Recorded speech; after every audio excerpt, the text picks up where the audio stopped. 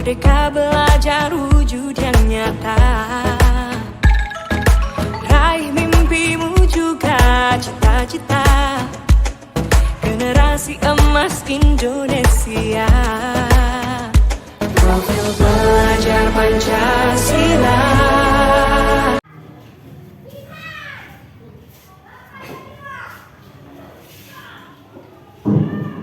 Assalamualaikum warahmatullahi wabarakatuh. Puji serta syukur, marilah sama-sama kita panjatkan kehadirat Allah Subhanahu wa Ta'ala, yang mana pada hari ini kita masih diberikan kesehatan sehingga kita dapat berhadir dalam keadaan sehat walafiat. Salawat beriringan salam tak lupa pula kita sanjung-sanjungkan kepada Nabi besar Muhammad Sallallahu Alaihi Wasallam yang telah membawa umatnya dari alam jahiliyah ke alam yang berilmu pengetahuan seperti yang kita rasakan pada hari ini. Bapak beserta Ibu, guru semua yang saya hormati, hari ini kita akan menyaksikan atau melihat ibu guru yang CGP angkatan 11 akan berpresentasi, yaitu diseminasi kebudayaan positif dari SD Negeri 2 Langsang. Sebelum itu kita minta kepada Ibu Kepala Sekolah untuk memberikan kata sambutan. Kepada Ibu Kepala Sekolah, saya persilakan dengan segala hormat.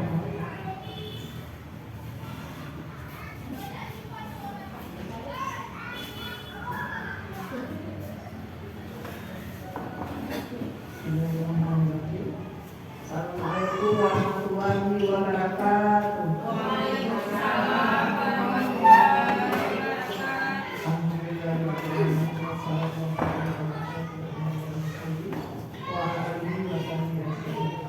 Puji syukur kepada Allah SWT yang pada siang hari ini kita masih diberikan kesempatan untuk berkumpul di ruangan yang sangat berbahagia ini.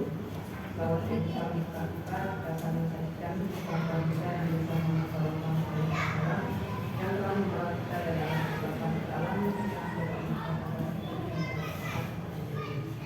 adapun pada hari ini adalah kegiatan diseminasi pada CGP SD Negeri 2 Langsang yang bertepatan pada hari Selasa tanggal 20 Agustus 2020. Nah, upaya-upaya yang dilakukan oleh CGP dari bulan berapa ini Bu? Bulan berapa?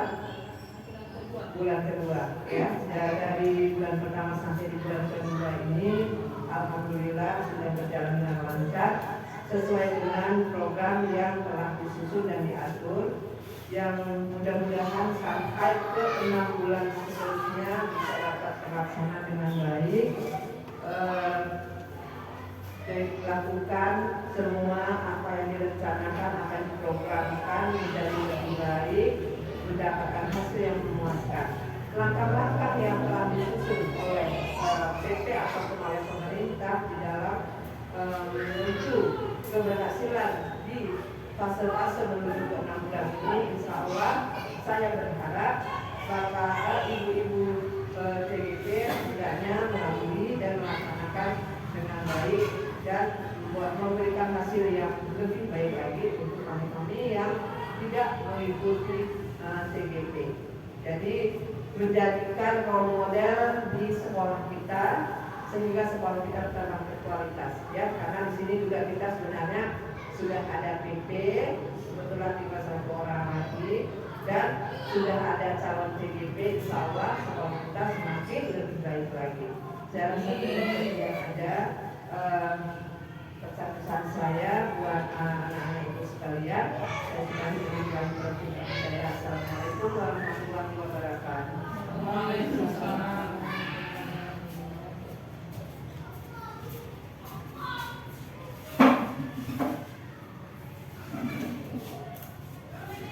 Terima kasih kepada Ibu Kepala Sekolah yang telah memberikan kata sambutan.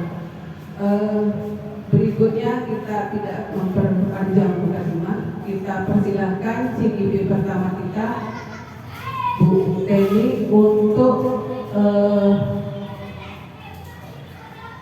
diskriminasi, menyebarkan dan penerapan pengalaman budaya positif kepada kita semua. Semoga kita semua di sini saling dukung, saling kerjasama agar nanti CGP kita lulus dengan baik. Nah, kita dengarkan bersama diskriminasi budaya positif. Kita sama-sama nanti Ibu CGP kita berdua akan mengimbaskan ke sekolah kita. Semoga kita nantinya akan mengikuti ini dengan baik. Kepada Ibu Teni kami persilakan.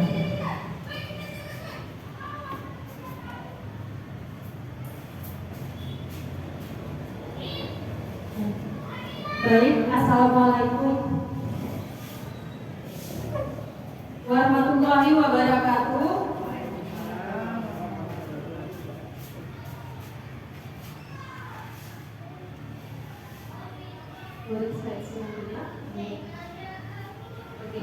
Salam dan bahagia Bapak dan Ibu guru hebat.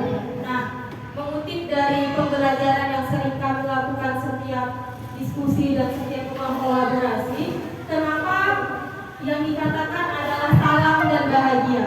Karena besar harapan kami, besar harapan saya ketika Bapak Ibu mengikuti diseminasi hari ini, Bapak Ibu dalam keadaan yang bahagia, sehingga Bapak Ibu dapat menerima ilmu yang kami transfer dengan baik.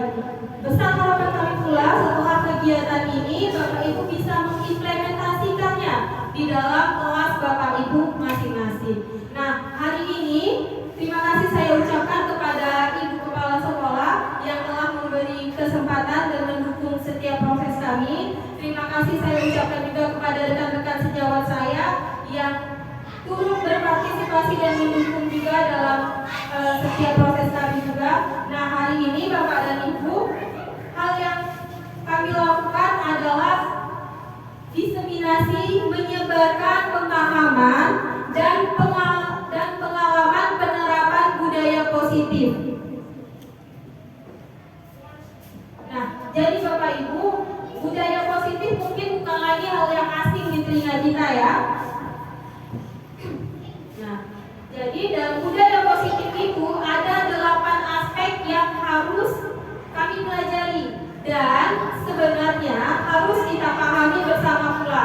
Yang pertama adalah perubahan paradigma belajar, kemudian ada disiplin positif, setelah itu ada teori motivasi perilaku manusia, dan ada keyakinan kelas, hukuman dan penghargaan, kemudian ada kebutuhan dasar manusia, dan posisi kontrol guru, serta yang terakhir adalah segitiga restitusi. Nah, boleh selanjutnya nih. Oke, yang pertama adalah pembelajaran dengan paradigma baru. Nah, jadi sebelum kita memulai kegiatan ini, izinkan saya melakukan ice breaking sebentar. Bapak Ibu sepertinya sudah jam siang, sudah lelah ya kan? Boleh kita berdiri sejenak Bapak Ibu?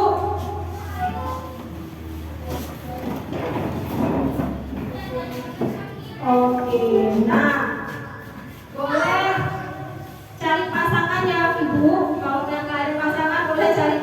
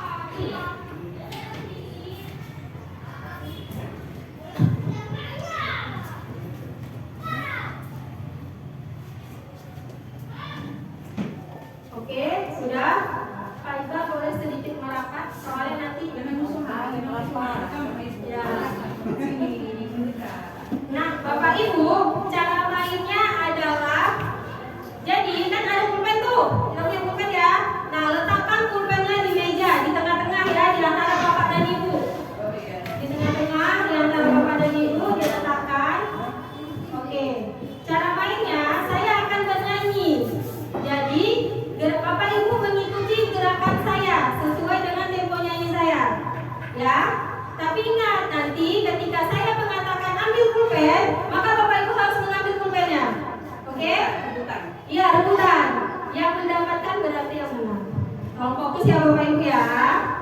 Oke, kita coba ya. Mudah kok. Ini pasti sering dengar Bapak Ibu. 1, 2, 3. Kepala, pundak, lutut, kaki, lutut, kaki.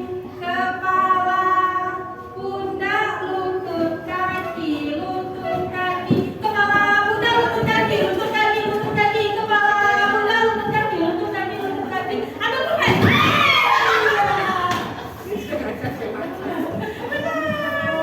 Oke, paham ya Bapak Ibu?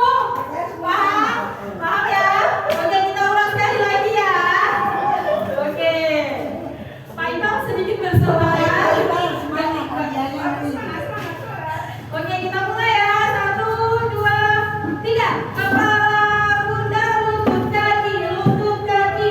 Kepala, pundak, lutut, kaki, lutut, kaki. Kepala, pundak, lutut, kaki, lutut, kaki. Kepala, pundak, lutut, kaki, lutut, kaki. Kepala, pundak, lutut, kaki, lutut, kaki. Kepala, pundak, lutut, kaki, lutut, kaki. Kepala, ambil pundak, lutut, kaki. Oke, terima kasih Bapak Ibu. Tepuk tangan untuk kita semuanya.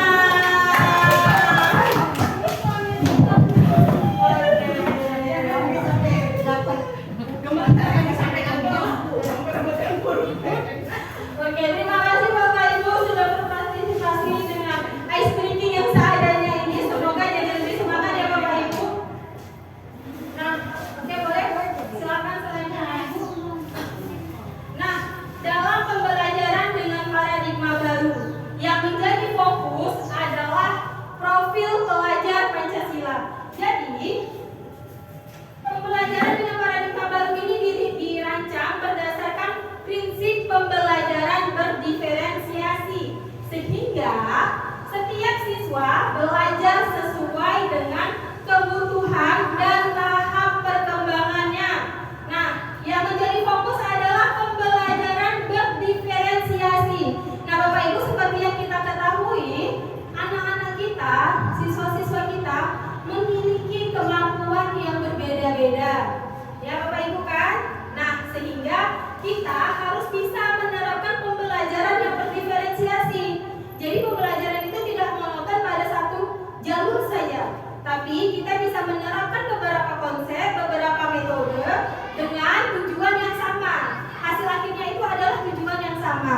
Jadi kita nggak perlu melulu harus dengan metode ceramah untuk mengajar, tidak Bapak Ibu. Sekarang kita punya banyak sekali metode yang bisa kita gunakan untuk menggali minat dan bakat murid-murid kita, minat dan bakat siswa kita. Ya Bapak Ibu ya. Nah, apa yang kita tuju adalah kebutuhan dan tahap perkembangannya. Jadi dari pembelajaran berdiferensiasi ini yang berusaha dipenuhi adalah tahap kebutuhan dan tahap perkembangannya. Karena setiap siswa mempunyai kebutuhan dan memiliki tahap perkembangan yang berbeda-beda. Ya Bapak Ibu ya, ini yang harus kita pahami lebih dulu.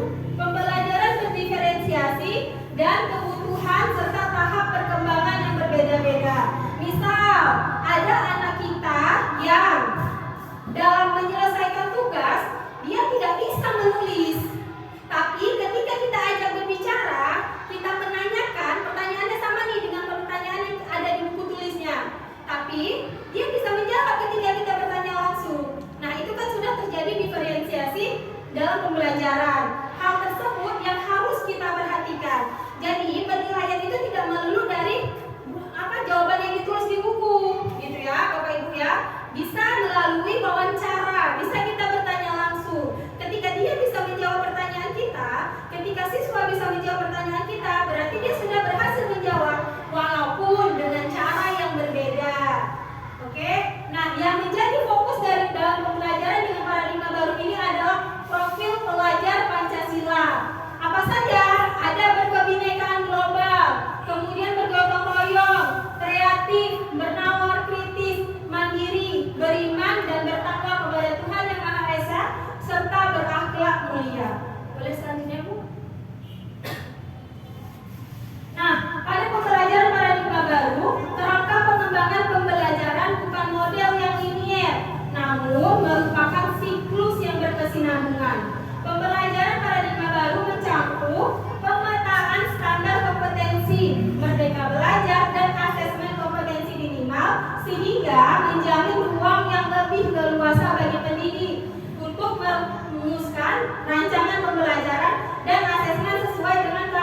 prinsip dan kebutuhan peserta didik.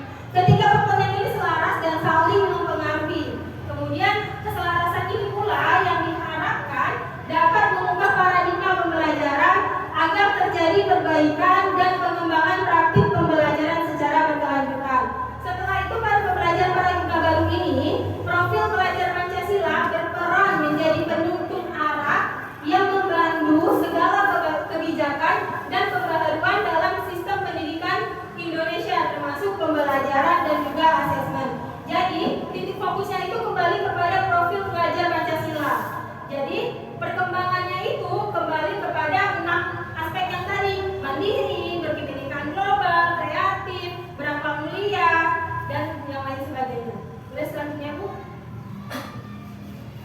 Nah, di sini ada kegiatan tentang perubahan paradigma.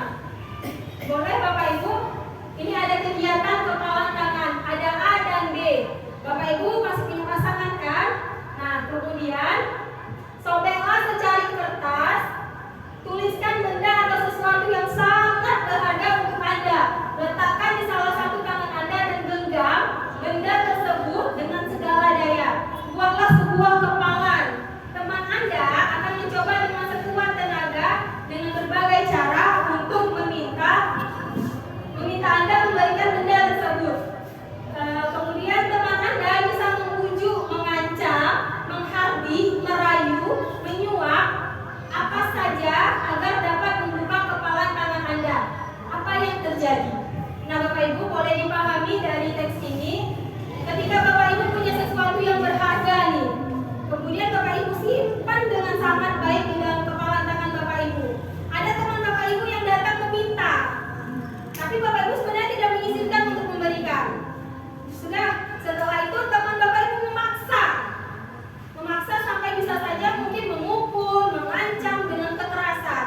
Apa yang akan terjadi Bapak Ibu? Jadi perkelahian. Ya, Bu Nurul bagaimana? Terjadi perkelahian.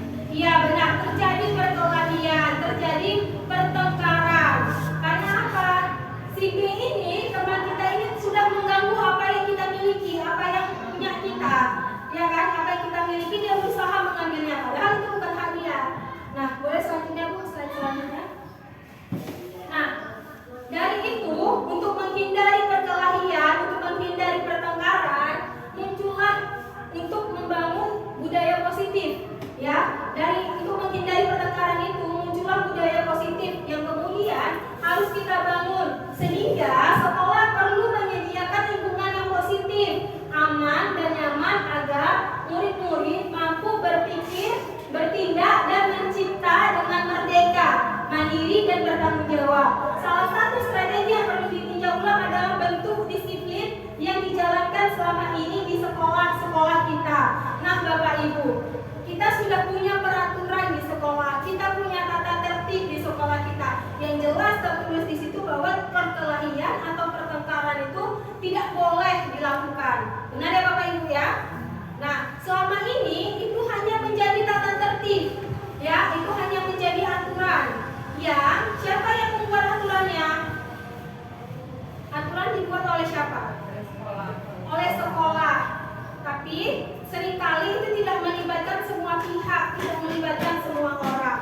Nah, alangkah baiknya untuk kedepannya aturan-aturan yang ada, tata tertib yang ada di sekolah kita itu dibuat dan disepakati bersama, sehingga ketika kita mengimplementasikannya, ketika kita melaksanakannya, ketika kita memberikannya kepada murid-murid kita, kita sendiri sudah paham apa sebenarnya yang kita butuhkan, apa sebenarnya yang sekolah kita butuhkan, sehingga aturan itu, tata tertib itu bisa dilaksanakan dengan baik. Nah, sehingga muncullah tadi yang dikatakan bahwa sekolah itu perlu menyediakan lingkungan yang positif, aman dan nyaman.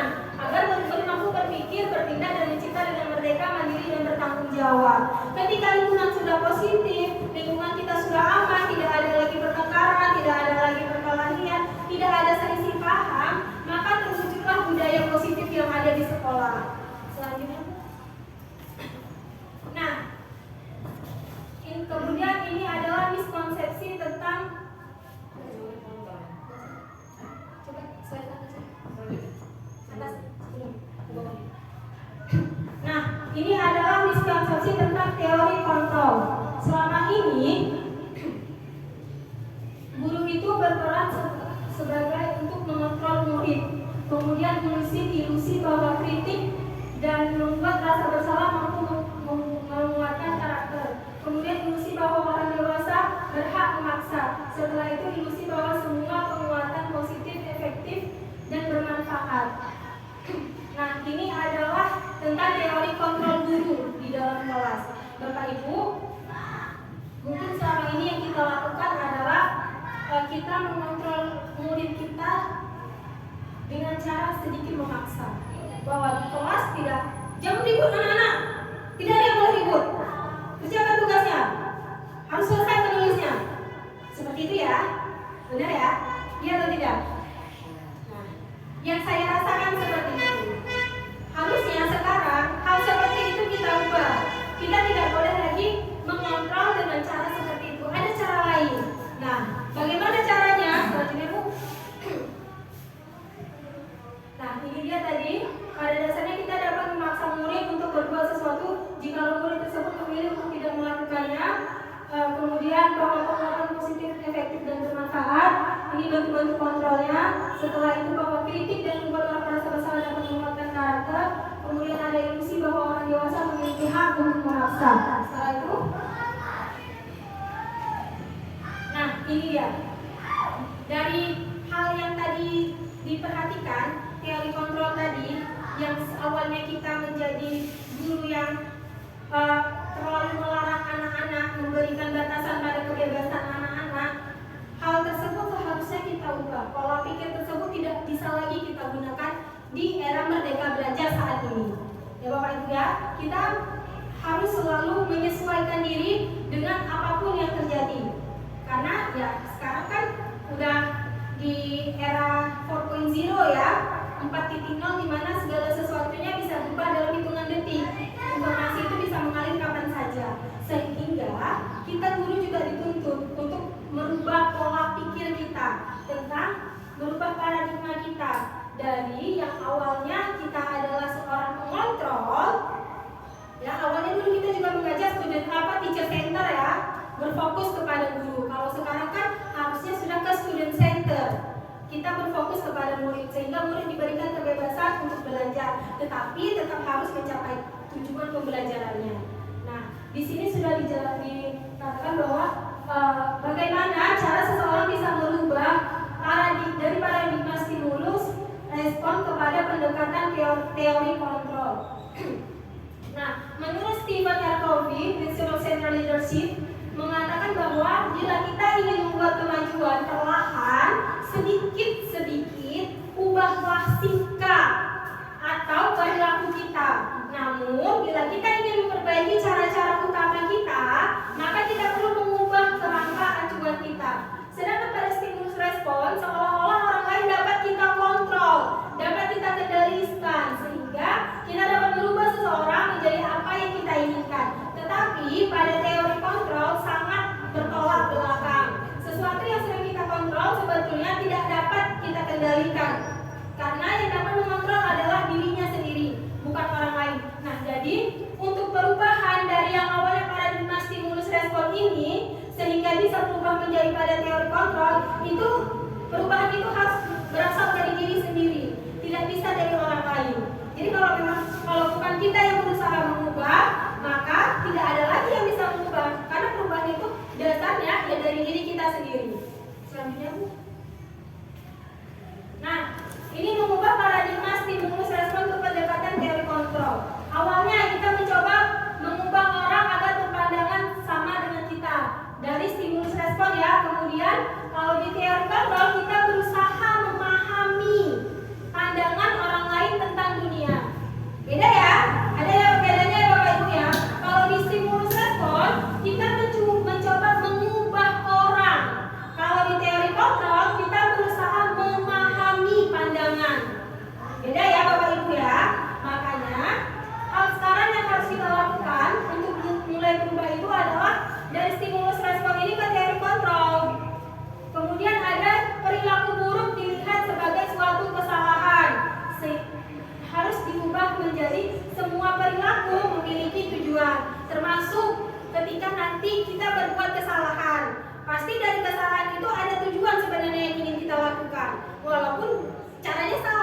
tapi kan sebenarnya ada tujuan. Nah, dalam proses itu kita harus memahami, harus mengerti bahwa walaupun dia salah, kita tetap harus bertanya apa sebenarnya maksudnya, apa sebenarnya tujuannya, sehingga kita tidak salah sangka lagi, kita tidak mispersepsi lagi. Kemudian ada orang lain bisa mengontrol saya, menjadi hanya Anda yang bisa mengontrol diri Anda sendiri. Kemudian pemaksaan ada pada saat bujukan gagal. Kemudian kolaborasi dan konsensus menciptakan pilihan-pilihan baru. Setelah itu model berpikir menang atau kalah. Kemudian model berpikir menang-menang. Jadi dalam hal ini fokus yang harus diubah. Fokus utama yang harus diubah dari stimulus respon ke pendekatan teori kontrol. Nah, kenapa kita harus mengubah diri kita? Karena pada dasarnya kalau bukan dari diri sendiri, maka orang lain pun tidak bisa memaksa. Karena kesadaran itu ya ada pada diri kita sendiri. Selanjutnya. Nah, ini sudah masuk di poin kedua, disiplin positif. Boleh buka slide sebelumnya? Nah, Bapak Ibu, dari paradigma pembelajaran baru tentang stimulus respon ke pendekatan teori kontrol, apakah Bapak Ibu sudah mengerti atau memahami tentang paradigma stimulus respon ke pendekatan teori kontrol ini? Intinya ada di bagian ini. Ketika kita dipaksa untuk mengerti, kita dipaksa untuk menerima, kalau bukan itu keinginan kita, kalau bukan dari diri sendiri, maka tidak bisa. Ya Bapak Ibu ya. Jadi kita harus memaksa diri kita. Kalau kita tidak memaksa diri kita untuk berubah, maka sampai kapanpun kita tidak akan pernah berubah. Contoh misalnya awalnya kita tidak bisa menggambar, tapi kita diberikan tugas menggambar, ya kan? Mau tidak mau, kita kan pasti menggambar untuk menyelesaikan itu ya kan? Nah, jadi kita harus terkadang kita harus memaksa diri kita sendiri untuk bisa berubah. Tujuannya apa? Ya untuk mencapaikan tujuan. Tujuannya apa? Agar diri kita bisa berkembang. Tujuannya apa? Agar diri kita bisa lebih baik lagi. Seperti itu. Oke, selanjutnya adalah disiplin positif. Lanjut, Bu. Nah, Bapak Ibu, disiplin positif. Apa yang kira-kira Bapak Ibu pikirkan ketika mendengar kata disiplin? Tepat waktu, kemudian Bapak Ibu, apa yang Bapak Ibu pikirkan ketika mendengarkan kata disiplin, Bapak Ibu? Boleh?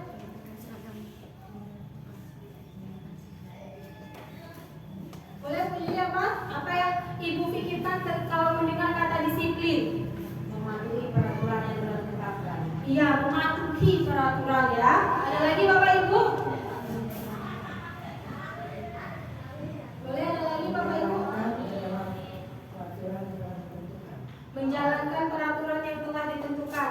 Oke, baik, terima kasih Ibu, Bapak Ibu telah menjawab pertanyaan saya tentang disiplin. Ketika mendengar kata disiplin, apa yang kita pikirkan? Kerap kali kita ketika mendengar kata disiplin itu yang kita pikirkan adalah aturan, ya, harus mematuhi aturan. Pokoknya harus nih, tidak boleh melanggar aturan, gitu ya, ya.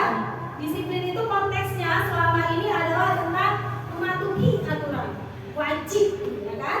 Nah, padahal sebenarnya dalam budaya kita makna kata disiplin telah berubah menjadi sesuatu yang dilakukan seseorang pada orang lain untuk mendapatkan kepatuhan. Kita cenderung menghubungkan kata disiplin dengan ketidaknyamanan. Kemudian disiplin positif merupakan salah satu pendekatan disiplin diri yang memampukan seseorang untuk mengontrol perilakunya dalam kesadaran dan bertanggung jawab atas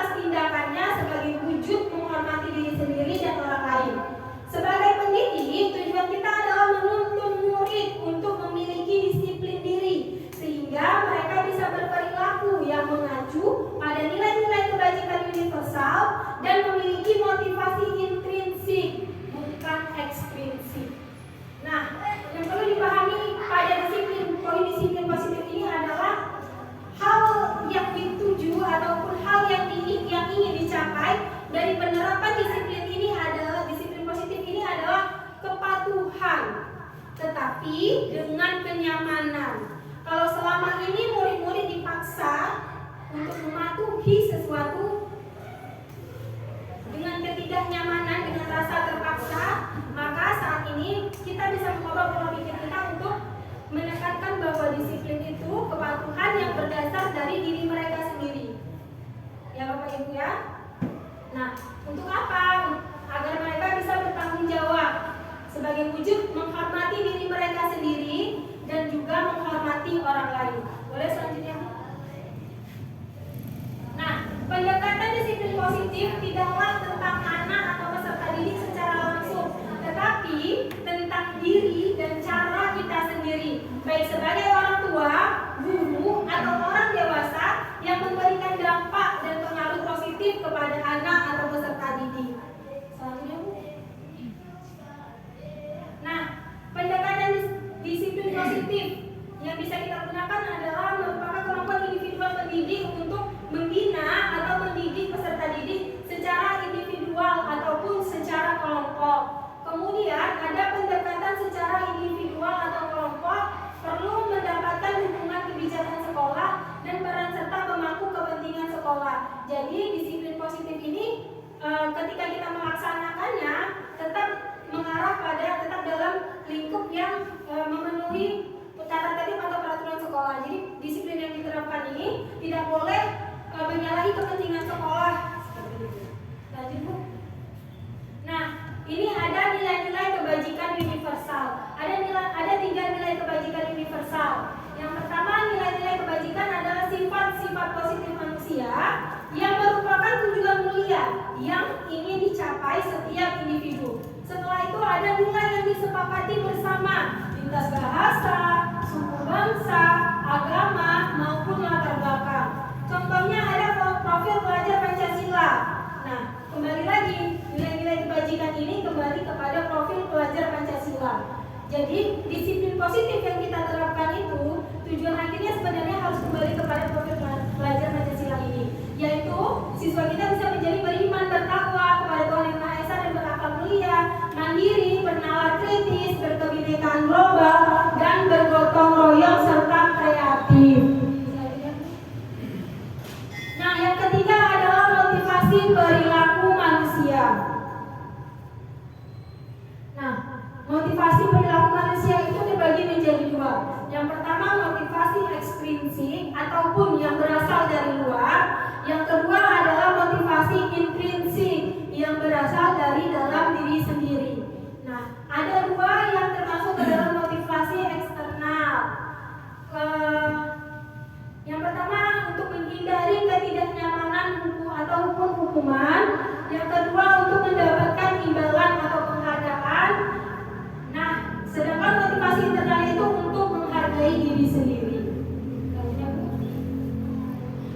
Nah, menurut Ki Hajar Dewantara, merdeka itu artinya tidak hanya terlepas dari perintah, akan tetapi juga cakap buat memerintah diri sendiri. Nah, ini adalah contoh motivasi internal, yaitu menciptakan disiplin positif dan sikap merdeka. Nah, selanjutnya adalah keyakinan kelas. Nah, Bapak Ibu, kita sudah punya keyakinan kelas yang di kelas masing-masing, Bapak Ibu ya. Sudah dibuat, bukan sudah dibuat, sudah diberikan, ya. Karena sejatinya seharusnya keyakinan itu dibuat bersama anggota kelasnya, bukan dari satu orang kemudian diberikan kepada orang lain, tidak. Sebenarnya keyakinan kelas itu harus dibuat bersama murid-murid Bapak Ibu di dalam kelas. Ya, bukan kita mengambil punya orang kemudian kita tempelkan di kelas, bukan, tidak seperti itu Bapak Ibu.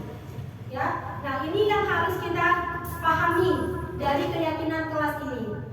Kemudian di sini ada pertanyaan, mengapa tidak peraturan saja?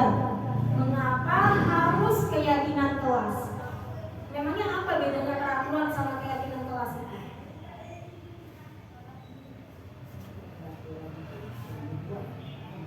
Ayo Bapak Ibu, ada yang bisa membantu menjawab? Kalau meyakini keyakinan, mungkin kesepakatan semua anak-anak ini sudah sepakat bahwa kita dalam kerasnya meyakini sesuatu yang positif. Kalau peraturan mungkin sudah ditetapkan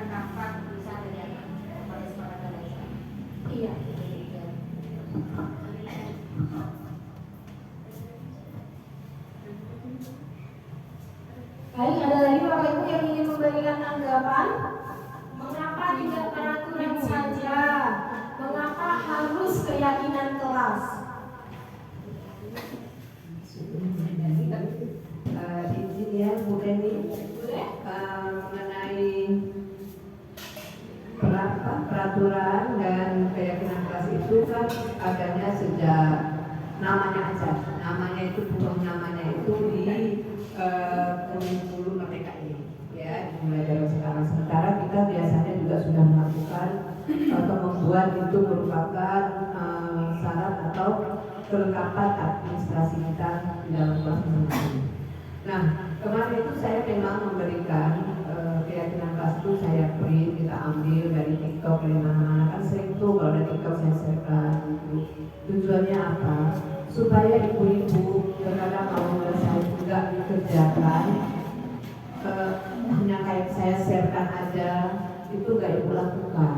Jadi saya suruhlah sama Bu Teni, tolong Bu Teni diprintkan biarlah bunyinya sama, yang penting warna backgroundnya beda buat 6 kelas biar ada tersusun semua di kelas itu terpajang.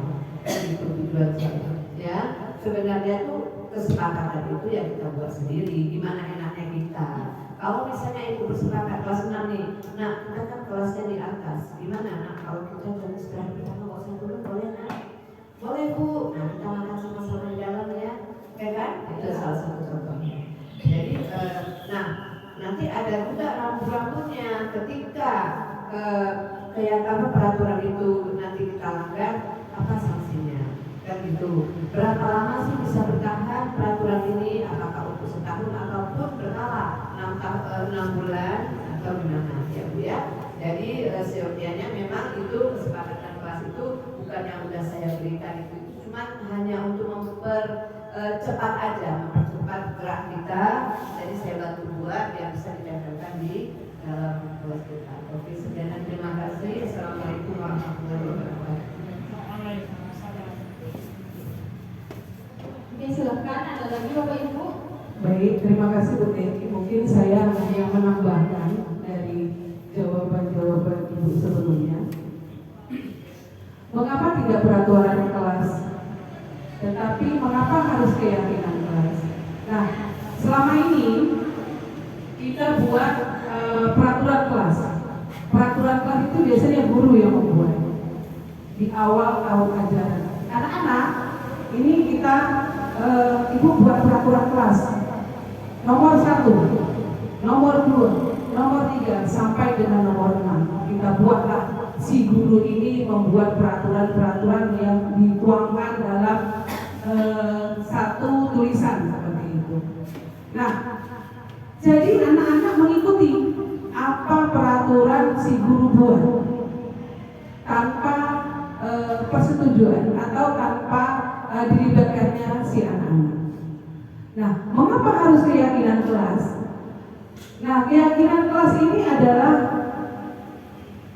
sama-sama si guru dan si anak ini membuat, bertanya kepada anak-anak. Nah, apakah yang harus kita lakukan untuk agar kelas kita menjadi nyaman?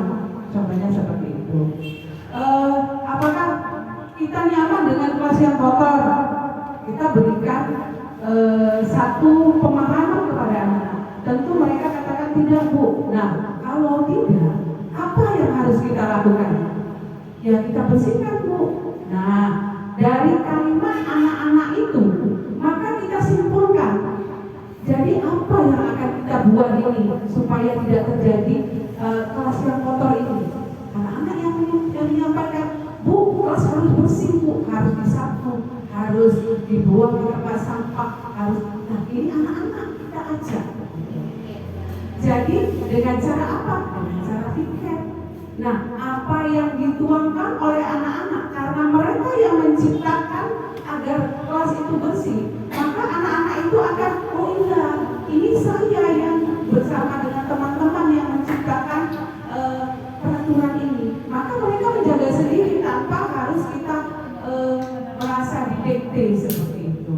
Itu salah satunya. Nah, kemudian apa lagi? Maka adalah keyakinan kelas nomor 1. Apa yang paling penting di sana? Maka itu yang kita letakkan di nomor 1. Kemudian apa lagi, nah? Kemudian kalau tidak buat PR harus seperti ini, atau kalau tidak selesai tugas, nanti kita buat seperti ini, Bu. Jadi mereka yang menciptakan peraturan itu bersama dengan kita. Kita hanya memfasilitasi sehingga mereka terlibat dalam membuat keyakinan kelas itu. Sehingga anak-anak, oh iya, kemarin saya yang membuat, oh kami rame-rame yang membuat, Bu. Sehingga mereka tidak merasa terpaksa melakukan seperti itu. Kira-kira demikian, Bu. Terima kasih. Baik, terima kasih Bapak Ibu atas tanggapannya. Boleh nanti akan saya simpulkan pada akhir pembahasan ini ya. Silakan Bu, slide selanjutnya. Nah, boleh diperhatikan pertanyaan yang ada di presentasi ini. Pertanyaan yang pertama adalah mengapa kita memiliki peraturan 3M? Menggunakan masker, mencuci tangan, dan menjaga jarak pada saat pandemi COVID-19. Kemudian, mengapa kita memiliki peraturan harus menggunakan helm bila mengendarai kendaraan bermotor? Setelah itu ada mengapa kita memiliki peraturan harus datang tepat waktu pada saat mengikuti pelatihan. Nah, dari ketiga pertanyaan ini, kira-kira mengapa hal tersebut perlu kita lakukan? Apa dasarnya? Ya kan? Setelah itu, di sini yang pertama, mengapa kita memiliki peraturan 3M menggunakan masker, mencuci tangan, dan menjaga jarak pada saat pandemi COVID-19? Mengapa? Kenapa? Apa alasannya Bapak Ibu? Kira-kira apa alasannya? Kenapa kita perlu memakai masker? Kenapa kita perlu mencuci tangan setelah kita bertemu orang? Ataupun setelah kita berpergian, ataupun setelah kita keluar rumah? Kemudian kenapa kita harus menjaga jarak pada saat pandemi COVID-19? Apa alasannya? Pasti ada alasan yang dituju sehingga keluarlah aturan 3M tersebut. Sama juga seperti aturan harus menggunakan helm bila mengendarai kendaraan bermotor. Setelah itu, aturan untuk datang tepat waktu ketika mengikuti pelatihan. Nah, untuk mendukung motivasi di intrinsik, kembali ke nilai-nilai atau keyakinan-keyakinan lebih menggerakkan seseorang dibandingkan mengikuti serangkaian peraturan-peraturan. Boleh Bu slide selanjutnya? Nah, Bapak Ibu, boleh dilihat di presentasi di depan ini A dan ini yang B. Coba Bapak Ibu, yang mana peraturan kelas, yang mana yang keyakinan kelas, yang A atau yang B? Yang mana yang peraturan kelas Bapak Ibu? Yang A itu tadi, yang A untuk peraturan kelasnya, sementara yang B-nya itu adalah keyakinan kelas. Oke. Ya. Terima kasih Bu Fatimah sudah menjawab. Nah, benar, yang A adalah peraturan kelas dan yang B adalah keyakinan kelas. Apa perbedaannya? Ada yang tahu Bapak Ibu perbedaannya? Sehingga bisa dikatakan bahwa ini adalah yang A adalah peraturan dan yang B adalah keyakinan kelas.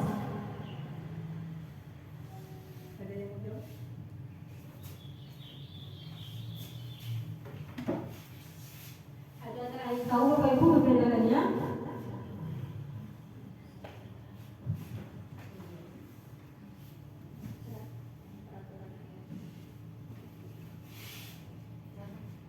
Apakah Bapak Ibu ada yang tahu mengapa? Kalau jawaban mengapa dari yang A adalah peraturan kelas, yang B adalah keyakinan kelas. Apa perbedaannya? Anak-anak pertama, anak-anak melakukan peraturan itu yang sama atau kompak. Sedangkan yang B itu bermacam pas. Sudah pasti kan seperti itu.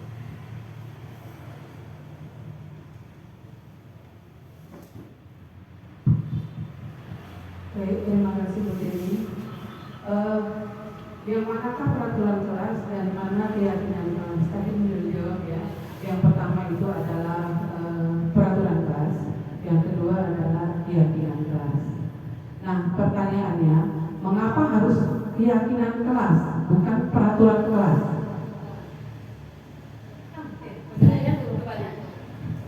Pertanyaannya, apa yang membedakan? Apa yang membedakan peraturan kelas dan keyakinan kelas?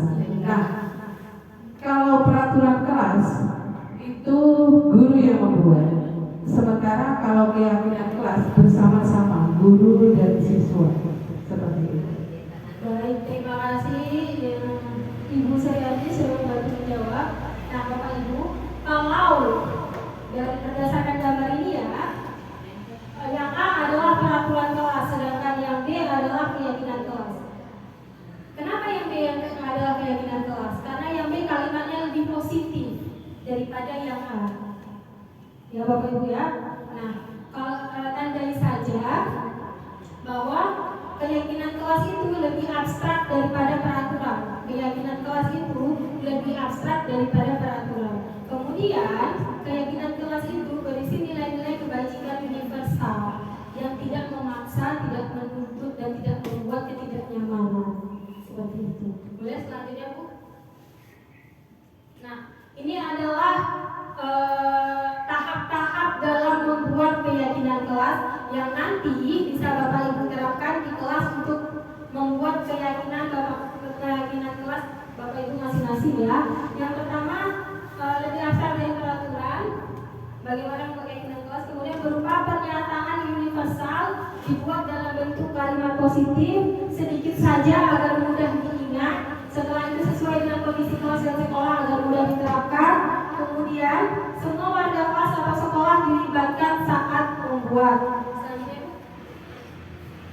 Nah, Bapak Ibu boleh diperhatikan slide di depan. Yang pertama, mari kita tentukan keyakinan dan peraturan berikut. Nah, di sini ada selalu kembalikan buku ke tempatnya. Tadi seperti pertanyaan di awal, mengapa pada masa COVID-19 kita wajib mematuhi peraturan 3M? Apa tujuannya? Yaitu demi kesehatan. Kemudian, kenapa kita harus memakai helm ketika kita menggunakan kendaraan bermotor? Tujuannya yaitu untuk keselamatan. Kemudian, kenapa kita harus datang tepat waktu pada saat pelatihan? Tujuannya untuk disiplin, benar. Nah, kalau ini selalu kembalikan buku ke tempatnya. Apa tujuannya? Tanggung jawab. Kemudian dari Bu Ima tanggung jawab. Ada yang lain Bapak Ibu? Selalu kembalikan buku ke tempatnya. Ayo. Selalu kembalikan buku ke tempatnya.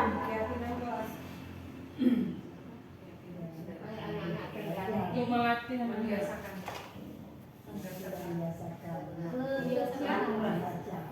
Ketertiban anak-anak dalam Ketertiban ya, dari Bu Nurul Husna ketertiban, dari Bu Fatimah tanggung jawab. Kemudian ada yang dilarang mengganggu orang lain. Ayo, Pak Ibu kira-kira apakah dia termasuk ke disiplin, keamanan, atau kesehatan, atau tanggung jawab? Keamanan biar tidak ada keributan. Keamanan, apa Bu Nurul? Untuk keamanan biar tidak ada keributan. Keamanan biar tidak ada keributan. Kemudian yang ketiga ada hadir di sekolah 15 menit sebelum pembelajaran dimulai. Disiplin waktu. Disiplin, ada yang lain jawabannya? Tidak ada disiplin semua ya. Kemudian ada dilarang melakukan kekerasan.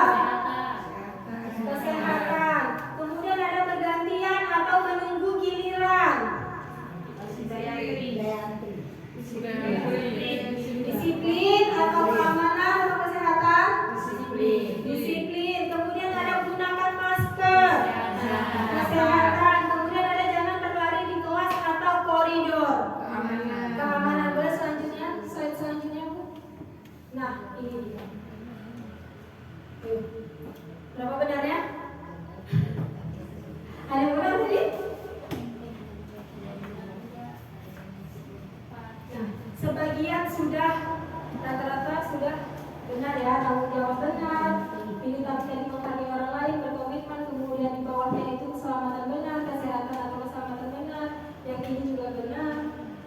Ya, ada 1, 2, berarti 4 tadi ya. Oke, selanjutnya Bu.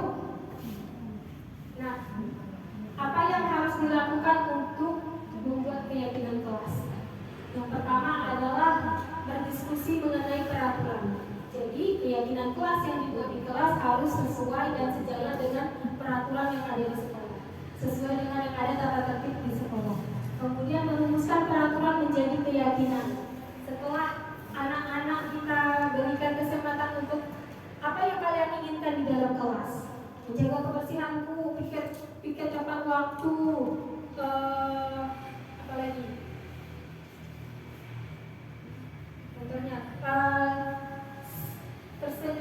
5S, saling sampah ketika bertemu guru, dan lain sebagainya. Setelah itu ada menempelkan keyakinan kelas yang disepakati. Jadi setelah berdiskusi mengenai peraturan, memilih peraturan, beberapa yang memang bisa disepakati untuk menjadi keyakinan. Setelah itu menempel keyakinan kelas yang disepakati. Selanjutnya Bu. Nah, oke, cukup. Sekian dari saya. Untuk pembahasan selanjutnya akan dilanjutkan oleh Ibu Fatima.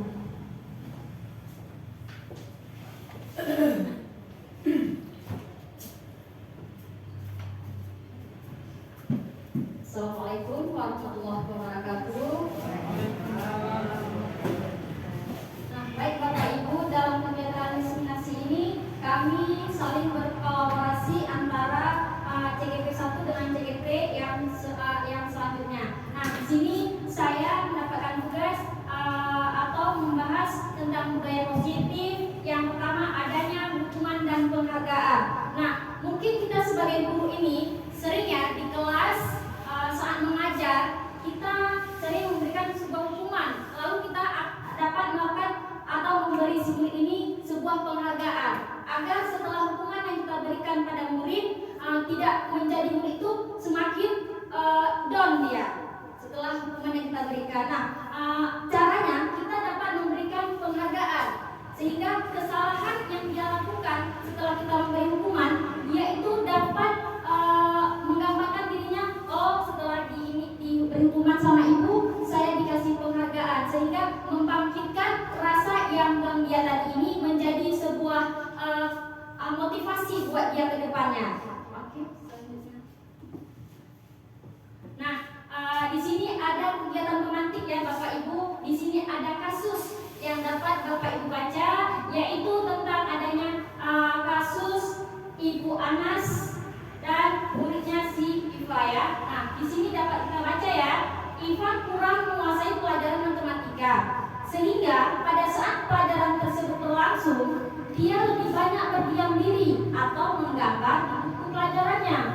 Pada saat guru matematika, Pak Seno menanyakan pertanyaan, Iva menjadi gugup dan tak sengaja menjatuhkan tasnya dari kursi, serta tiba-tiba menjadi gagap pada saat berupaya menjawab. Seluruh kelas pun tertawa melihat perilaku Iva yang berbicara tergagap dan terkejut tersebut. Pak Seno pada saat itu membiarkan teman-teman Iva menertawakan Iva yang tergagap dan malu luar biasa, dan malahan minta Iva untuk maju ke depan dan berdiri di depan kelas, menunjukkan hidungnya karena tidak bisa menjawab pertanyaan Pak Seno. Kelas makin gaduh dan anak-anak pun tertawa melihat Iva di depan kelas memegang ujung hidungnya.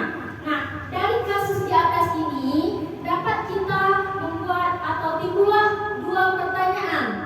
Nah, yang pertama dan apa? Apakah Anda setuju dengan tindakan Pak Seno terhadap Iva, Bapak Ibu?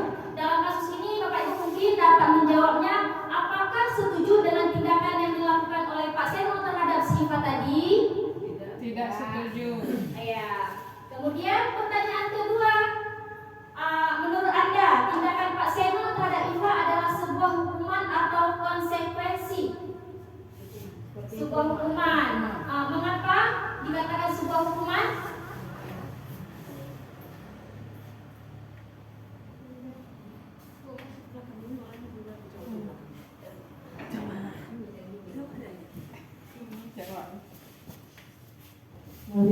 kasih. Menurut saya hukuman itu adalah termasuk pembulian juga kepada siswa. Ada yang merasa tidak nyaman dan merasa ketakutan, sehingga dia menjadi semakin down.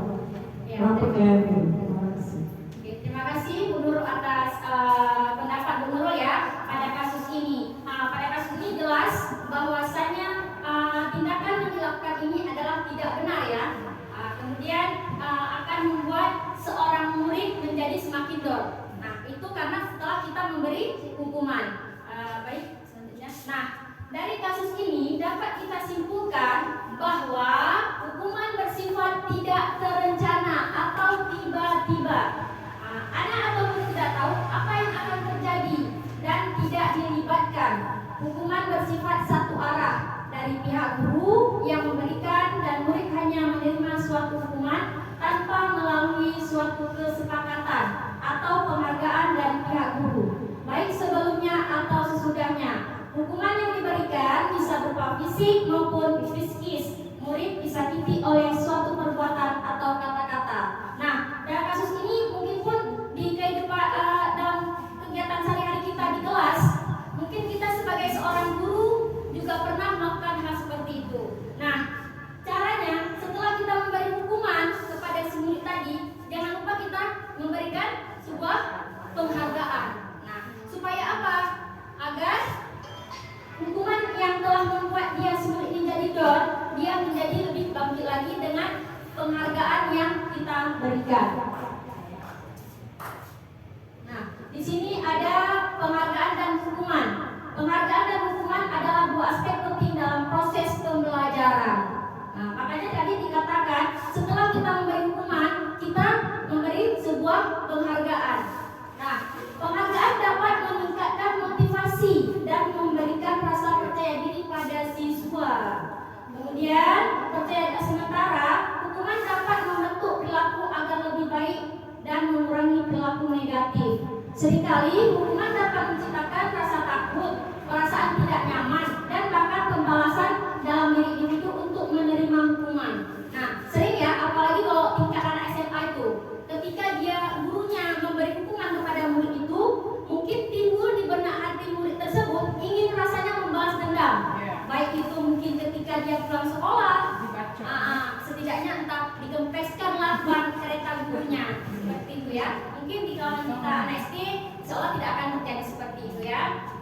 Nah, disinilah kita masuk di konsep penghargaan sebagai bentuk hukuman yang lebih positif dan membangun. Daripada menggunakan konsekuensi negatif, kita dapat menggantikan dengan konsekuensi positif untuk mengubah perilaku. Ini bukanlah penghargaan dalam arti konvensional di mana seorang diberikan hadiah karena melakukan sesuatu yang baik, tetapi lebih tentang menggunakan apresiasi dan pengakuan sebagai alat untuk memperkuat perilaku positif dan membangun motivasi. Nah, dan penghargaan ini nggak harus sebuah hadiah kepada seorang murid ya, tapi kita berikan arahan, motivasi agar sifat positifnya itu tumbuh pada dia sehingga sifat negatif itu hilang pada dirinya ya. Selanjutnya itu mengukur kemajuan. Nah, penghargaan sebagai bentuk hukuman dapat digunakan untuk mengukur kemajuan dan motivasi seseorang. Misalnya dalam konteks olahraga, atlet mungkin mendapatkan pengakuan atau penghargaan jika mereka mencapai target latihan mereka.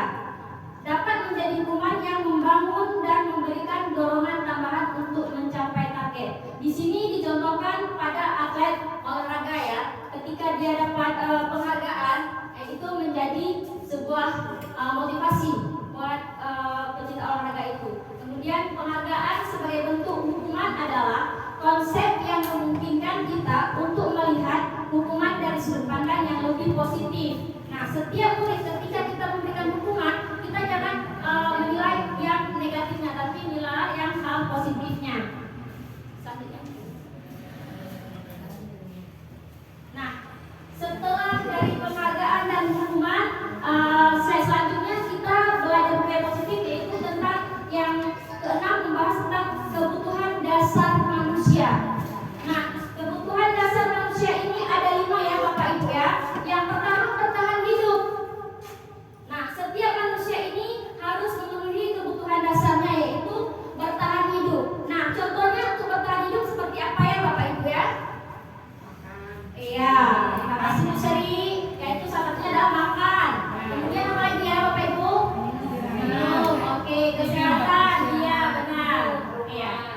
Oke, terima kasih ya.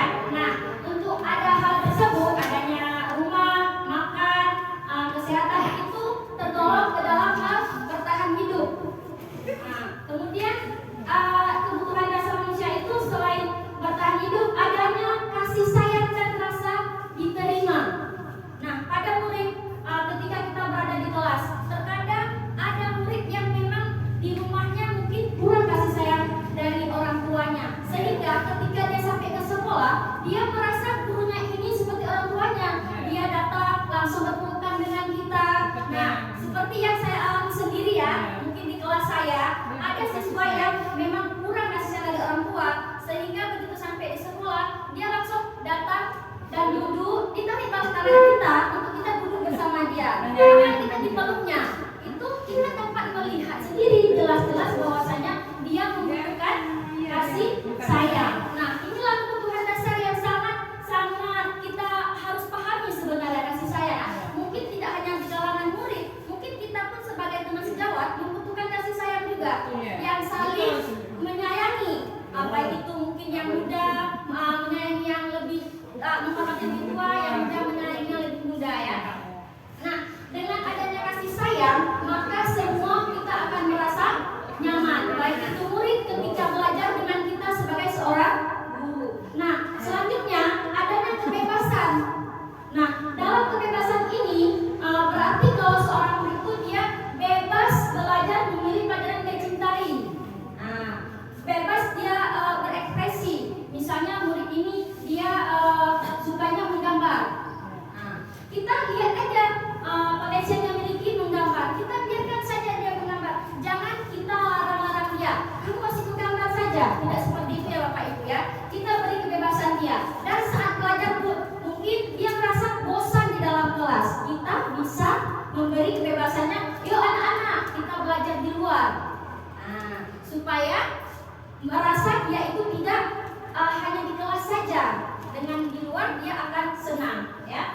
Nah, selanjutnya adanya kesenangan. Nah, saat belajar itu anak-anak bersama kita itu anak-anak harus merasa senang. Karena apa? Dengan dia merasa senang dengan gurunya, dia akan dapat menguasai materinya. Tapi kalau seandainya seorang murid itu tidak memiliki kesenangan saat belajar, dari rumah aja dia sudah malas sama ibu itu hari ini pelajarannya, takut kita misalnya. Nah, berarti tidak ada rasa kesenangan pada murid. Tapi jika murid itu senang belajar, pagi-pagi pun tadi udah bangun, mak mau mandi nih, mau ke sekolah. Nah, kakak suka belajar sama ibu itu. Nah, seperti itu ya Bapak Ibu ya. Kemudian adanya penguasaan. Nah, setiap murid ini pasti memiliki penguasaan yang berbeda-beda Bapak Ibu ya. Mungkin yang satu dia lebih aktif, yang satu lagi mungkin kita harus banyak lebih membimbing dia agar dapat setiap materi yang kita pelajari itu dapat dia kuasai. Nah, menurut Dr. William Glasser dalam choice teorinya, kebutuhan bertahan hidup. Nah, kebutuhan bertahan hidup adalah kebutuhan yang bersifat fisiologis untuk bertahan hidup, misalnya kesehatan. Ini seperti yang kita bilang tadi kan Bapak Ibu, bertahan hidup adanya rumah, sudah disebutkan oleh teman-teman kita tadi. Oke, kemudian adanya kasih sayang dan rasa diterima, seperti contoh yang sudah kita jelaskan juga tadi ya. Nah, selanjutnya Bu Teni, ada penguasaan. Nah, kebutuhan pengakuan atas kemampuan yang tadi kita bilang, anak-anak itu mungkin dia cintanya di menggambar. Nah, kita biarkan dia di hal menggambar. Kemudian ada kebebasan, kebutuhan akan pilihan. Setiap orang pasti memiliki kebebasan ya. Selanjutnya ada kesenangan. Kesenangan itu seperti saya rasakan tadi yang saya jelaskan tadi, kebutuhan yang mencari kesenangan, bermain dan tertawa. Nah, selanjutnya ada posisi kontrol guru. Sebagai seorang guru, kita ini harus memiliki posisi kontrol guru. Bapak Ibu ada yang tahu posisi kontrol guru itu ada berapa? Ada Bu. Ada. Oke. Selanjutnya kita dapat saya akan jelaskan 5 posisi kontrol guru ya. Nah, berarti ada berapa Ibu? Ada 5 ya. Nah, yang pertama sebagai penghukum. Yang kedua pembuat rasa bersalah. Yang ketiga teman. Yang keempat pemantau.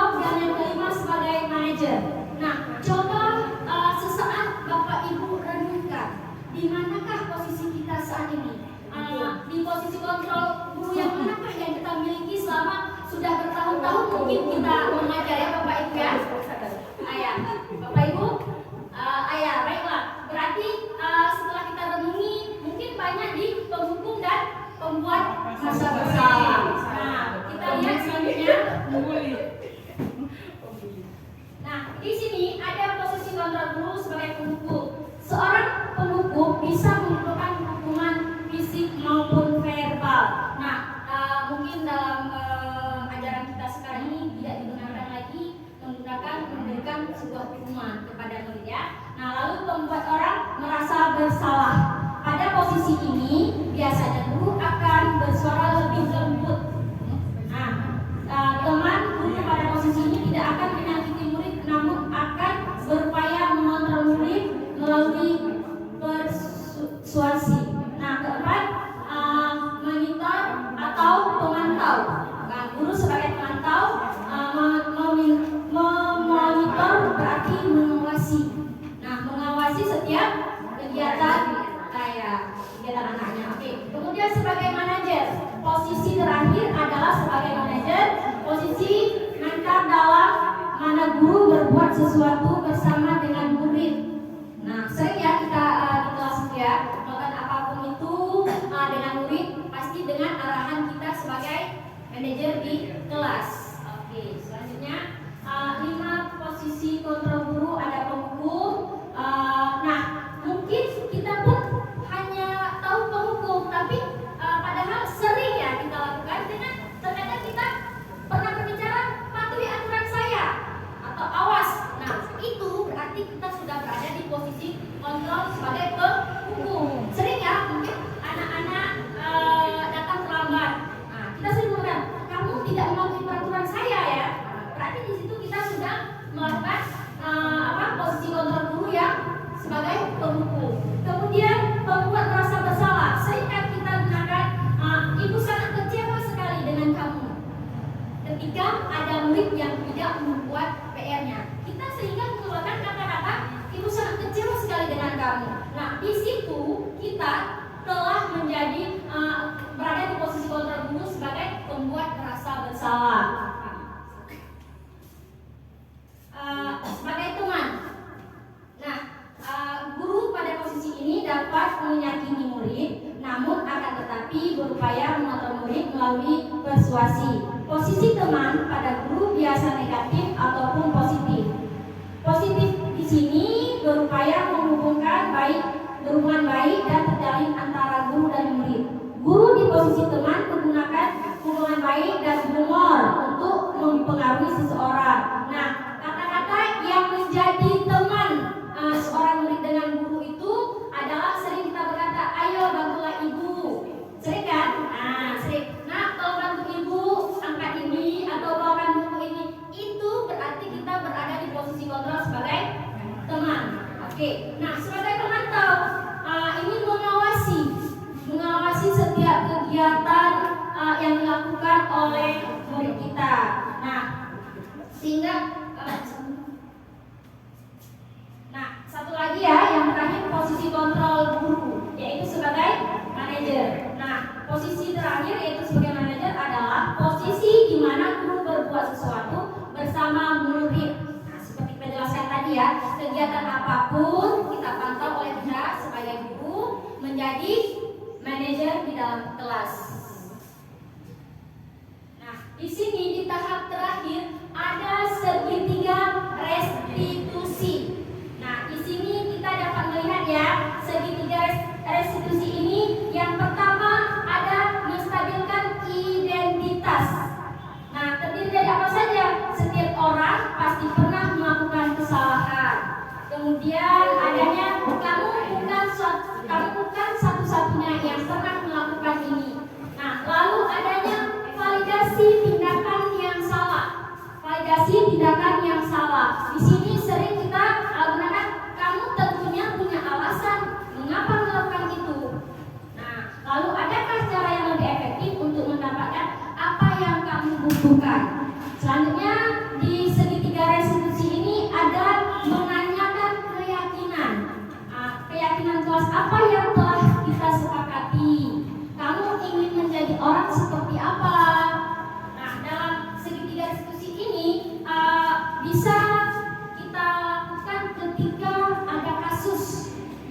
setiap kelas.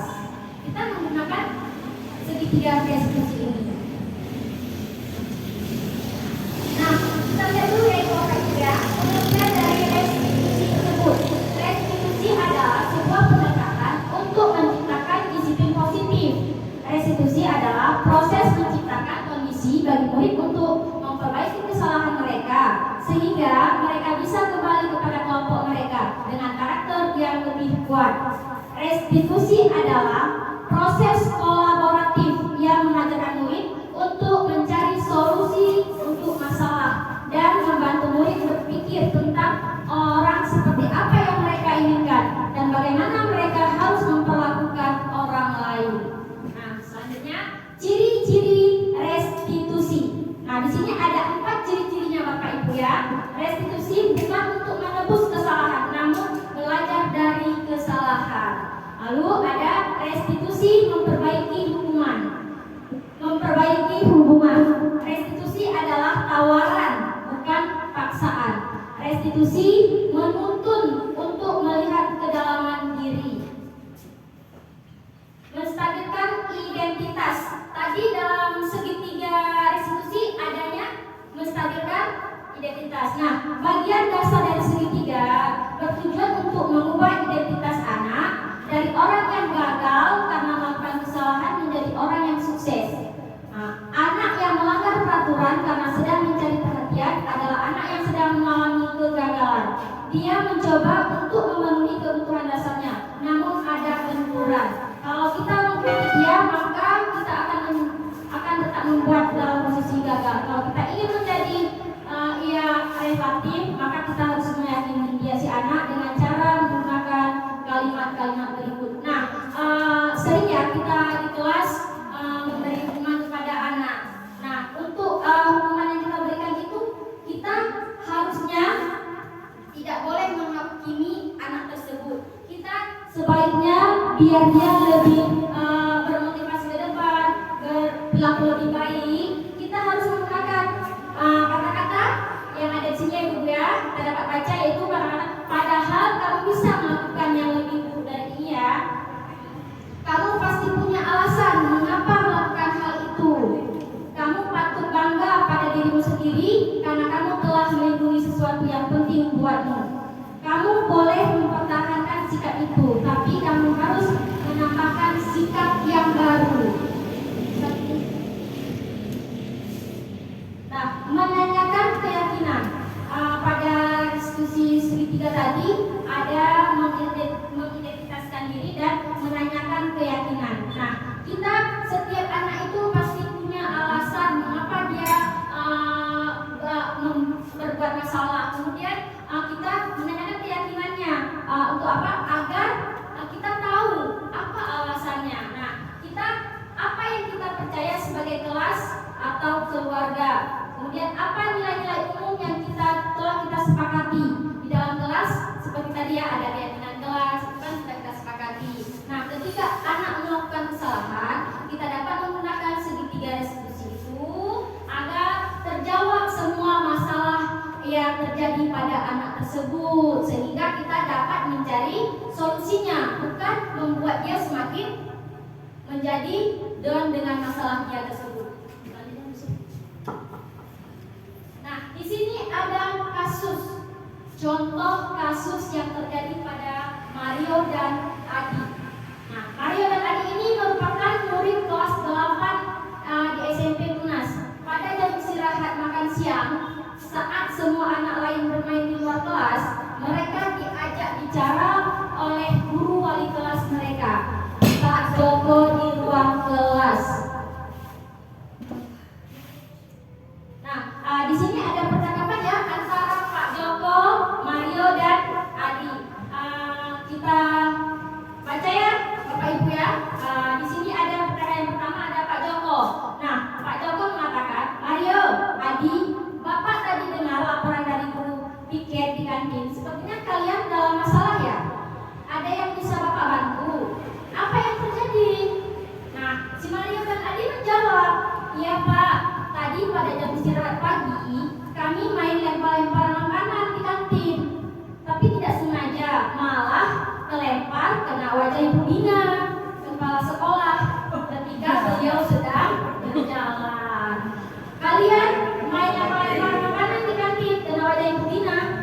beliau sedang melewati. Lalu Mario dan Adi pun menjawab, iya Pak. Nah, Pak Joko mengatakan lagi, Adi, ada informasi yang kamu mau tambahkan? Adi, kami tidak bermaksud melakukan, tapi Pak Joko berkata, tapi kami tidak sengaja. Apakah kalian tahu kalau kalian berada dalam masalah sekarang? Nah, lalu Mario dan Adi pun menjawab, iya. Pak Joko, baiklah. Bapak di sini bukan untuk mencari siapa yang salah. Bapak di sini untuk mencari penyelesaian sama-sama, berpikir sama-sama tentang apa yang bisa kita lakukan untuk memperbaiki situasi ini. Kalian pasti melakukan itu ada alasannya ya. Pasti seru yang main lempar-lemparan makanan begitu. Mario dan Adi pun menjawab, iya Pak. Kemudian Pak Joko berkata, ya Pak, ya Bapak bisa lihat kalian merasa senang melakukannya. Tetapi yang kalian lakukan merugikan orang lain, sehingga sekarang kalian dalam masalah. Dan si Adi dan Mario pun berkata, iya Pak. Sekarang mari kita bicara tentang keyakinan kelas dan keyakinan sekolah kita. Apa yang kita percaya? Apa yang mana yang kalian belum tunjukkan? Mario menjawab, kita harus bersikap baik satu sama lain. Adi juga menjawab, menghormati orang lain dan menghormati diri sendiri. Lalu Pak Joko berkata, kalian berdua ingat dengan baik keyakinan kelas kita? Kita kembali pada ketika kalian main lempar-lempar makanan dan mengenai Ibu Dina. Apakah ketika kalian melakukan itu kalian menghormati orang lain dan lingkungan? Lalu Mario dan Adi pun menjawab tidak. Kemudian Pak Joko berkata, tapi kalian mendapatkan rasa senang. Menurut Bapak, ada cara untuk mendapatkan rasa senang tanpa merugikan orang lain. Bagaimana menurut kalian? Lalu Mario pun dan Adi menjawab, ya Pak. Lalu Pak Joko berkata, nah sekarang mari kita selalu mengindahkan keyakinan kelas kita. Besok kita ke kantin dan kalian bisa berperilaku lebih baik lagi. Nah, contoh kasus. Nah, pertanyaannya setelah kita belajar tentang 5 posisi kontrol yang kita pahami tadi bersama, posisi mana yang dipraktikkan oleh guru menurut Bapak Ibu dalam kasus cerita tadi Pak Joko, Mario dan Adi. Nah, kasus ini posisi mana yang posisi praktik mana yang dilakukan oleh Pak Joko ya sebagai guru tadi ya, Bapak Ibu? Di posisi mana tadi? Posisi kontrol yang mana Bapak Ibu? Manajerial. Oke, terima kasih Bu Seri. Iya, kita lihat. Nah, jawabannya benar seperti Bu Sri bilang ya, yaitu posisi kontrol manajer. Nah, saat menangani siswa tersebut, Pak Joko berdiskusi dan menanyakan penyebab siswa melakukan tindakan tersebut. Nah, sering tidak ya, mungkin kita sebagai guru mendapat murid yang melakukan kesalahan, tanpa kita harus memberi terus hukuman, kita terlebih dahulu menanyakan alasan mengapa dia melakukan hal tersebut. Nah, kita saling berdiskusi untuk mendapatkan solusi dari masalah tersebut. Oke. Nah, pertanyaan berikutnya, kebutuhan apa yang berusaha dipenuhi oleh Mario dan Adi dengan kesepakatan kelas yang telah kita buat tadi ya, Bapak Ibu? Kebutuhan apa kira-kira?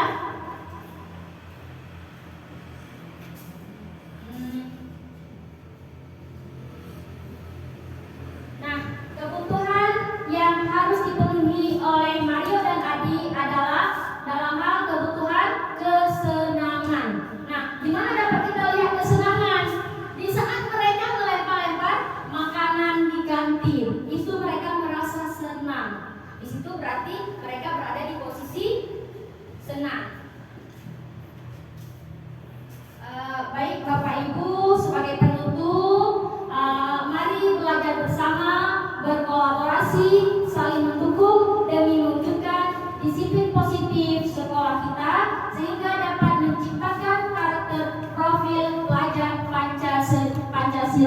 Terima kasih kepada Bapak Ibu yang telah sekiranya mendengarkan diseminasi kami sebagai CGP untuk waktunya, dan semoga kita dapat menjalani kegiatan-kegiatan kita di sekolah dengan penuh rasa tanggung jawab dan menggunakan setiap semasa itu dengan menggunakan resolusi segitiga tadi ya Bapak Ibu ya. Saya akhiri dengan wabillahi taufiq wal hidayah. Assalamualaikum warahmatullahi wabarakatuh.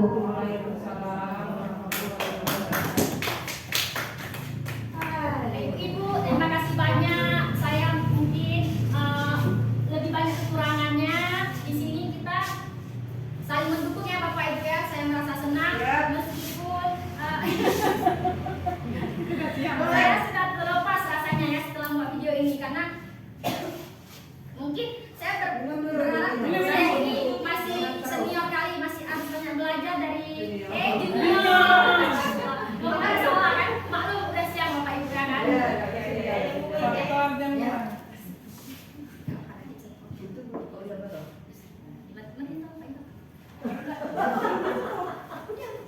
Oh iya.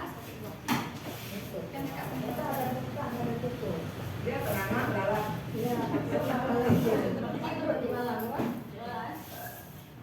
Kapan kali ini dikerjain sama anak kecil? Demikian diseminasi yang dipaparkan oleh Ibu Teni dan Ibu Fatimah. Semoga diseminasi budaya positif ini kita bisa sama-sama laksanakan di sekolah kita. Baik Bapak Ibu, terima kasih. Demikian diseminasi dari CGP Angkatan 11 SD Negeri 2 Langsa. Semoga CGP kita nantinya lulus dengan baik. Terima kasih. Assalamualaikum warahmatullahi wabarakatuh.